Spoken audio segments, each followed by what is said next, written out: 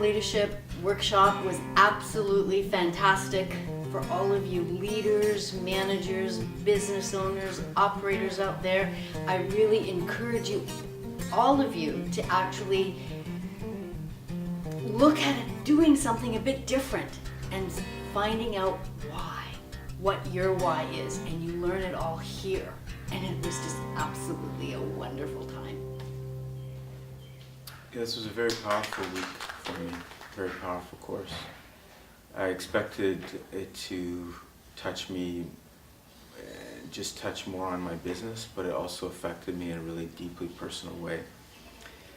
I was reminded in speaking vulnerably to people, especially in hard situations, to speak to the relationship. And I found that to be a powerful piece, because often I can speak to the situation and to the problem. And I think the situation, the problem can cause separation between me and the person I'm trying to connect with. And I found that a powerful piece to lead with, hey, I really care about you, and I really care about this relationship, and this is something that we work on this together, but I care more about this relationship. So that was a really powerful piece that I took from the course. So, yeah. And I believe anybody who works should do this workshop. Anybody who has a workplace and coworkers and a boss or is a boss should be coming and learning this work, because it is so necessary, it is so needed in the world today.